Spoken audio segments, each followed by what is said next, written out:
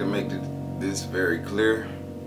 Everything that's going on with this documentary is going on because this is just something that I want to do. You know, I'm not asking for any special favors. I was not promised anything in return. You know, I just want to be able to show the courts that, you know, it's always an alternative to prison outside of me for the people behind me.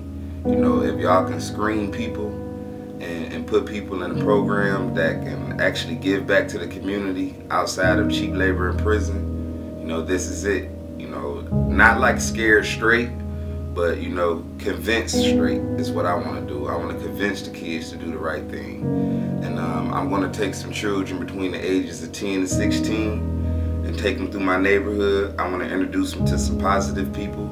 I want to introduce them to some people that I used to look up to as a child that, you know, right now I just happen to see a guy that's homeless now. So I want to show the children, you know, this guy so they can learn from not only my mistakes, but other people that I look to mistakes too.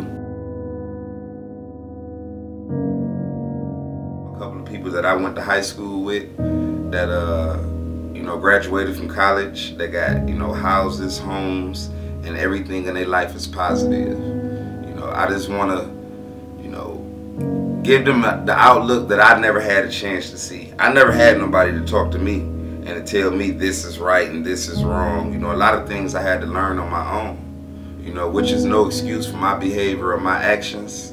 You know, I take full responsibility for any and everything that I ever done in life. But, you know, I just want to just give back and show something different, you know, period. You know, when I come to court, you know, I accept full responsibilities for my actions and I accept what we agreed upon. But at the same time, after me, I would like the courts to be able to look into something different. It's like when you make a move in chess, and just as you take your finger off the piece, you see the mistake you've made. And there's this panic because you don't know yet the scale of disaster you left yourself open to. Basically, I plan to take them a few places, you know, let them talk to a few people, show them some things, and ask some questions and answer some questions that they normally don't get to do on a regular basis.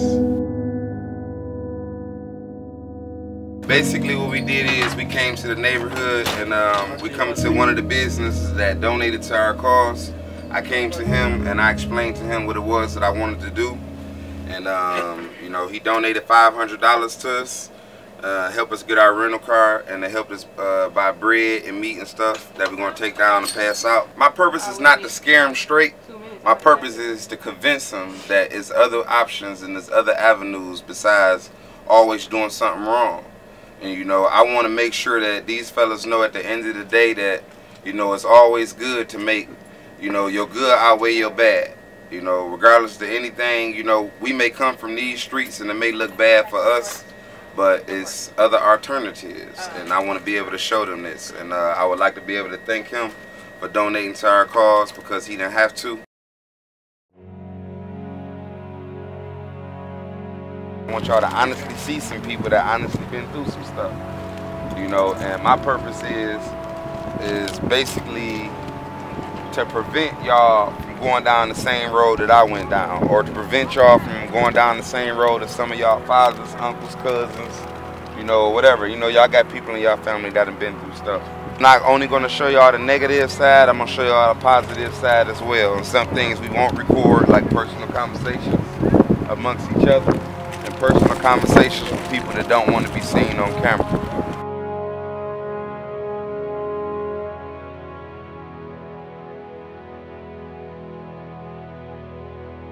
Pretty sure that all y'all know where we at and y'all know what this place is and y'all know, you know, this kind of stuff like this ain't what a guy want to be living at. Who in here feel that, you know, that you're supposed to get up every morning to go to work and come to a place with this right here on the door?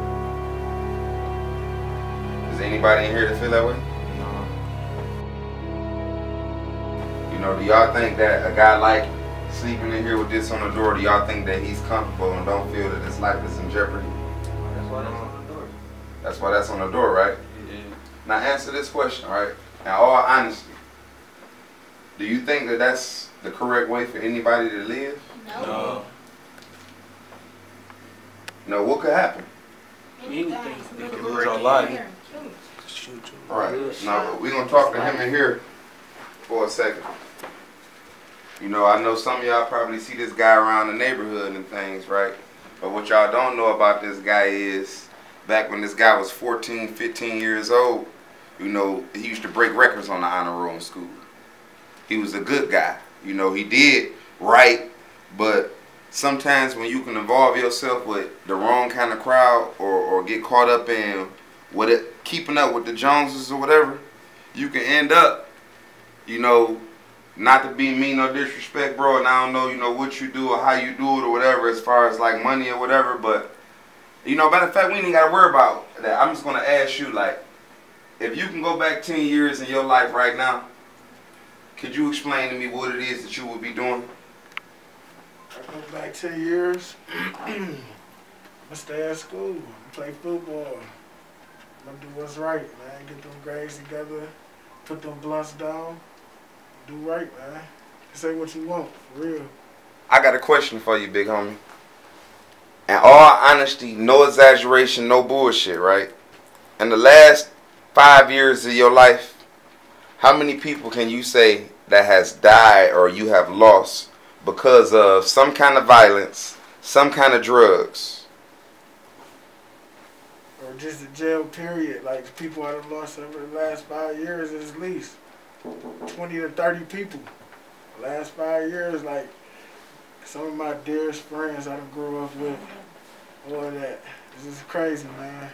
You don't want to live out here. You get a lot of people that'll glorify this lifestyle and to say that, you know, this is the thing to do.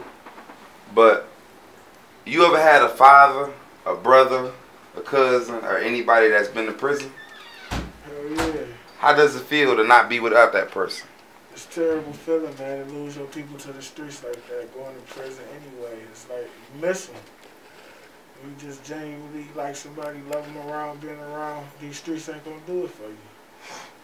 I mean, like, it got its ups a little bit, but them ain't nothing. You know, you get you some money, you fuck you some bitches, smoke you some big blunts, man, but they ain't shit. Niggas dying, niggas getting killed. I would let y'all see my brother leg, but show y'all some shit out here, man. It's dangerous. Right. And he got a brother that had been shot in the leg with an AK. A best friend that had been shot in the head with an AK. All at the same Brain ain't night. never the same. All at the same time and the same night. Never. I You wish know? I could show y'all that shit.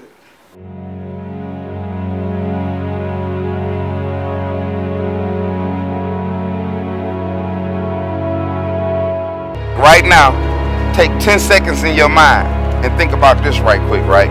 Do you know, like, how you can go to school on Monday and you can be with your homeboys, and when it come Wednesday, you can be with your homeboys and you made plans for Wednesday of what was going on, what was going to happen, right?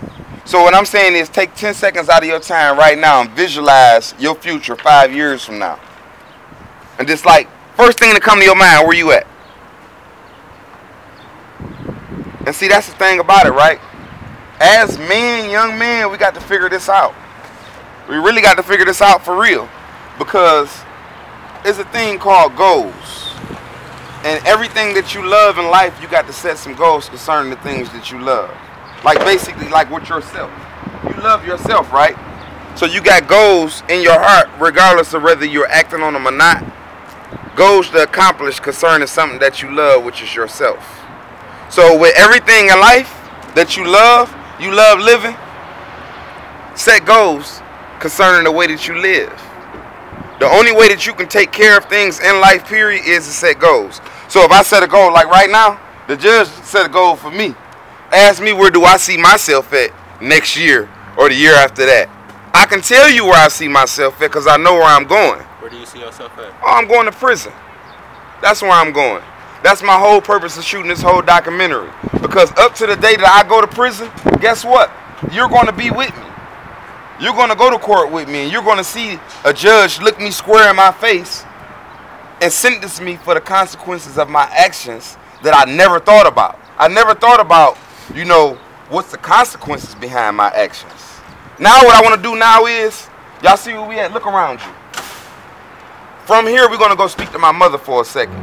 And I want my mother to tell y'all how she felt driving 5 hours there, 5 hours back to come see her son for a half hour.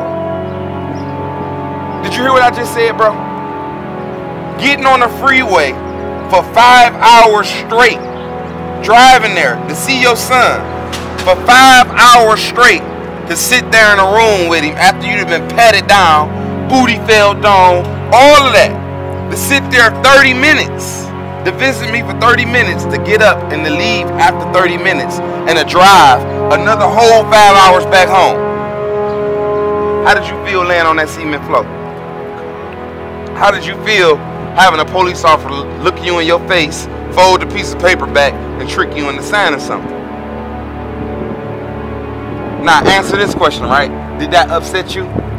How could you be mad at him when you put yourself in that predicament? Think about that. Let's go see my mother real quick.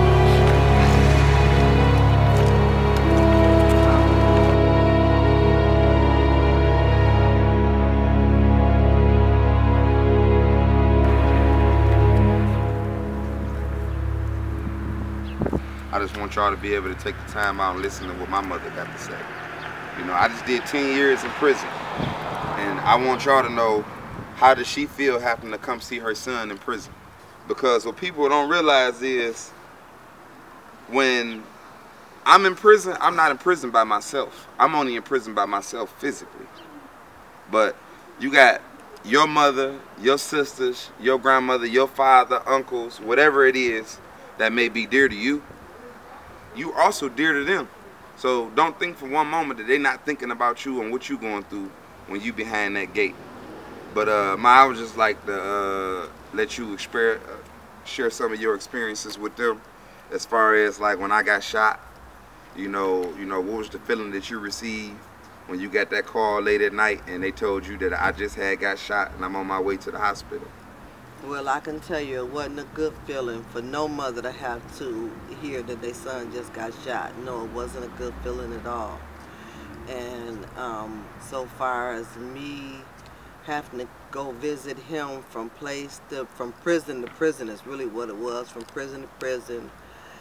Then they sent him across the Mackinac Bridge, and I used to have to go and see him in terrible conditions. It would be raining sometime.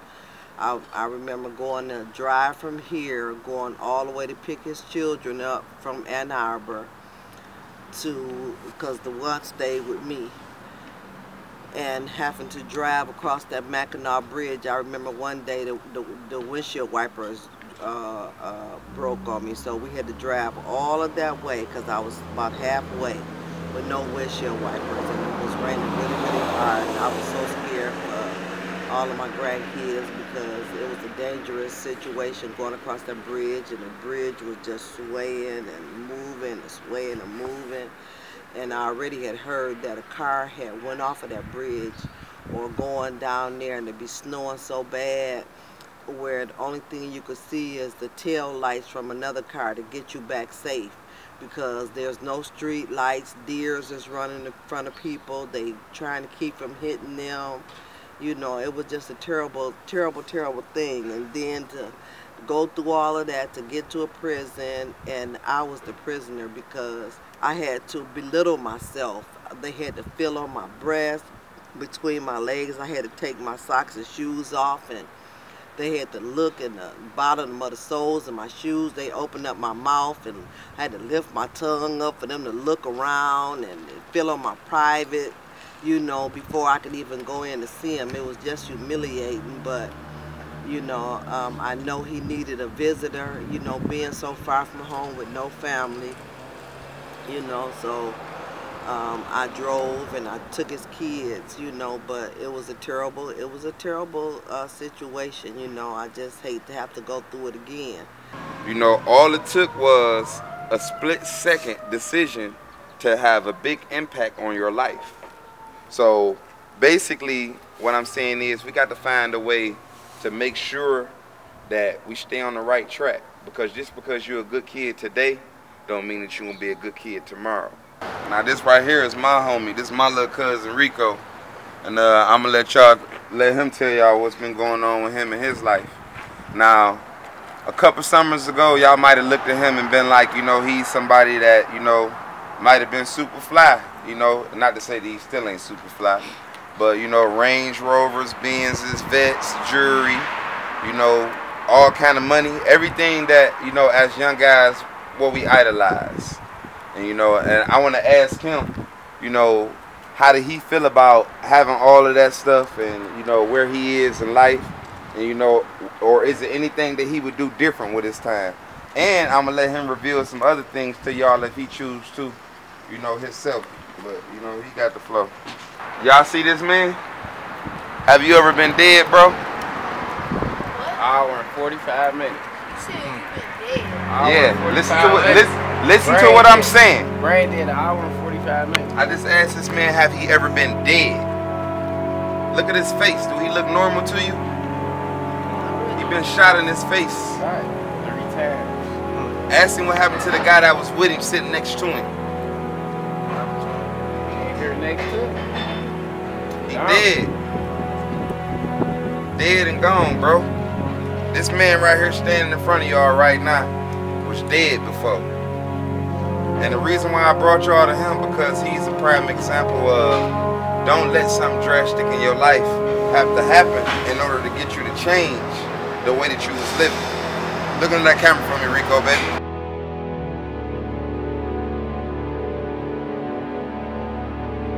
You know what the doctor told me? He said after 30 minutes, when you brain dead, you usually die. If you don't die when you wake up, 9 times out of 10, you mentally ill. He's standing right here in front of us right now, telling you that he has been dead before. And like I said, my purpose of bringing y'all to meet him is because this used to be a drug dealer. This used to be somebody's son who mama used to worry about him every night. This used to be somebody that had a future like mine, a future that's looking forward to going to prison. So what I'm saying to you is this: you got an option right here, and I'm not trying to scare you, but just think about what he just got through saying to you.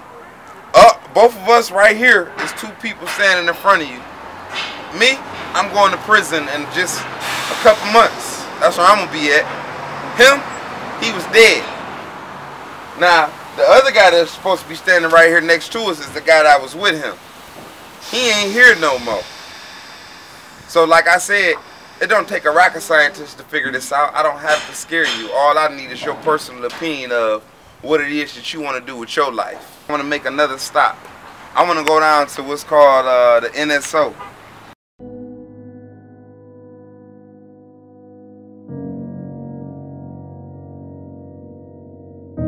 Like, my purpose of bringing y'all here, man, is not like to like, I just want y'all to know that when you sitting at home alone and you feeling like it's just you against the world and you ain't got nobody, you know, because that's how I got caught up in the streets, because I felt like it was just me against the world. Right. So whenever you feeling like it's just you, you know, y'all got my phone number, and it's stuff like this that can help y'all with, man, that we don't never even take the time to even think about or even know about or none of that. We have something every week, right? But one time a month, we do something, man, where it's a little bigger. We do music, we had games, we had prize giveaways, all that stuff, man. Be real fresh, dope stuff, man, just to come out and check out. You know what I'm saying? We ain't trying to pressure nobody into joining the church, nothing like that, man, but it just be some dope stuff to think about, man.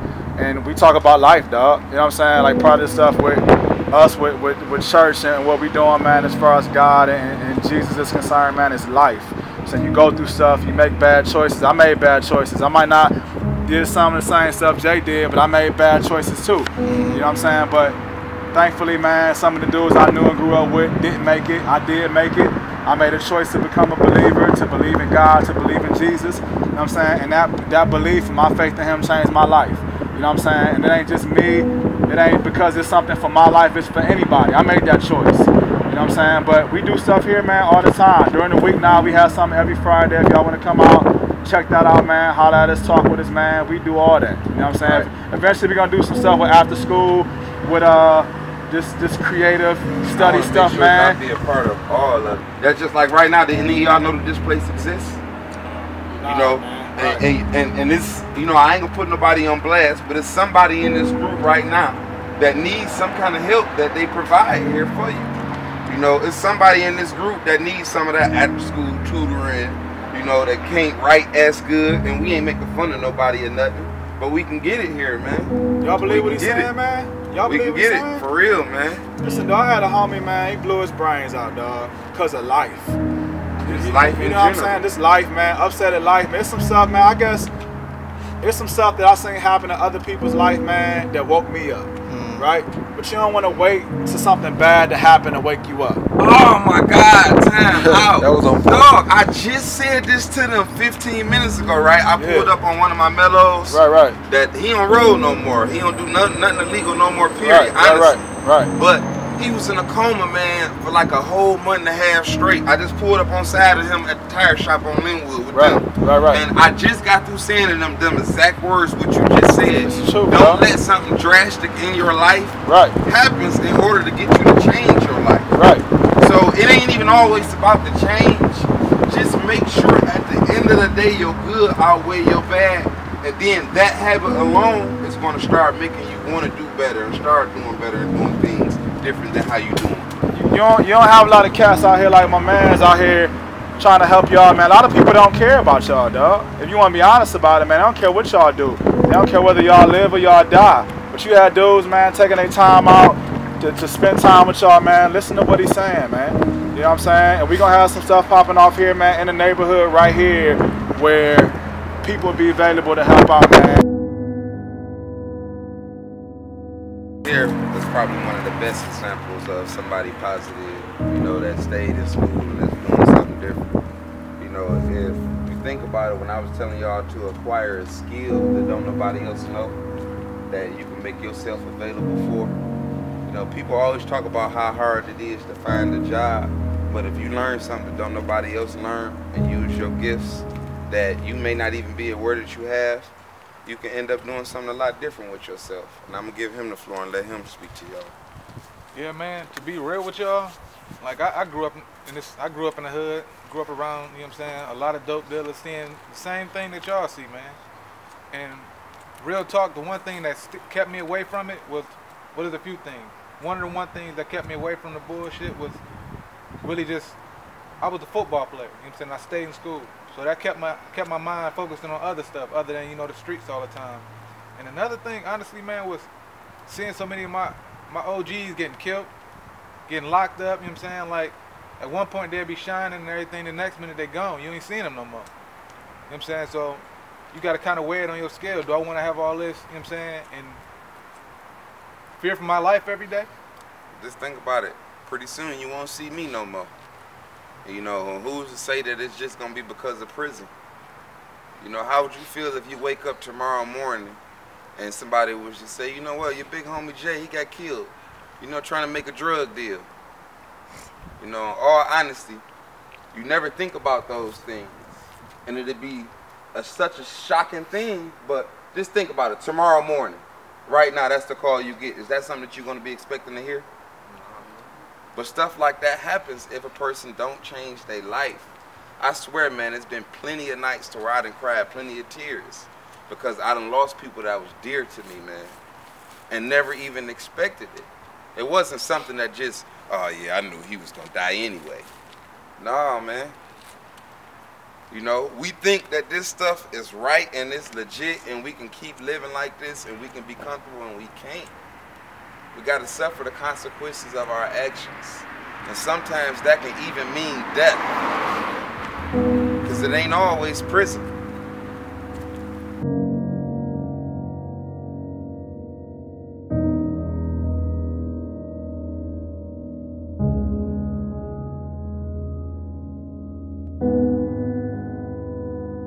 This right here is a very important part of this documentary that we on right now.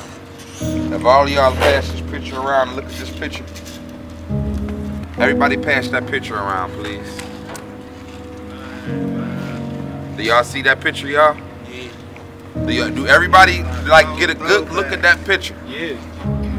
Do everybody see this man right here in this picture? Excuse me, let me get this on the camera. You see this picture right here? The man with the all white on. See that watch he got on his wrist? Mm-hmm. Now, I'm gonna get a floor to this man, but I'm gonna ask him a couple questions first.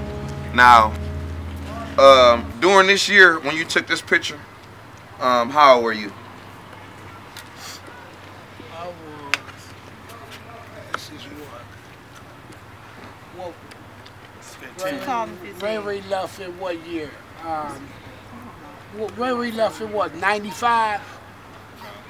Yeah, back in 95. We say 95, right? Yeah. So today is 2015, and the question is, back in 1995, that watch you had on your wrist, how much you paid for it? The watch I paid like $7 grand. The bracelet I paid like 30. The ring I paid $7,500 for that. Then this other bracelet right here, that was full of diamonds. I got that from a girlfriend. Okay. Now, I want to ask you a question right quick, right? From that year of 1995, you would say that would be a great year in your life? No, the greatest year in my life when I first had my first kid. When you first had your first kid? That was the greatest year of my life. Right. Well, the point of the conversation is that I was making is, I just remember when I was a young boy, you was one of the people that I used to come to. Well, you should have been up in here, but you wasn't here that day. Right, but let me make my point. The point of this conversation is, when I was a young kid, y'all, this was one of the people that I used to get dollars from. I idolized him. I loved what he did. But in the back of my mind, I didn't look at what he did and looked at it as whether it was right or whether it was wrong.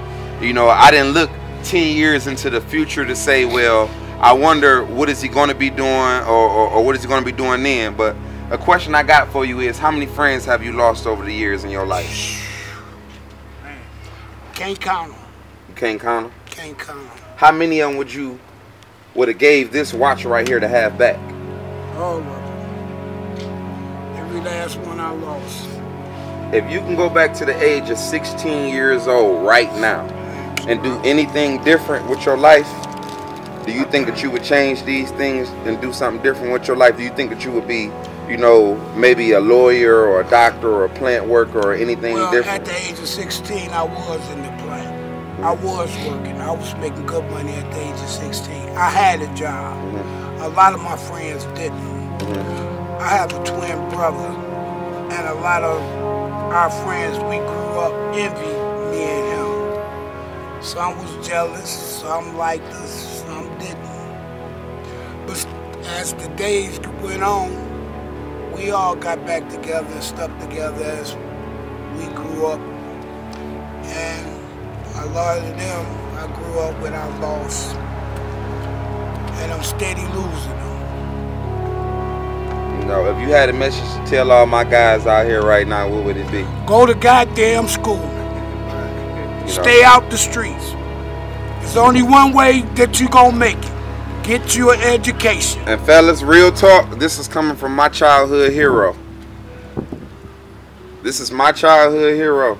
This is the guy that had all the women, all the money, all the drugs, all the everything. I probably would have never known what none of that was if it wasn't for me watching him as a child. Look at this picture and tell me now, you know, however many years this is later, is this the same man that you see here in front of you today?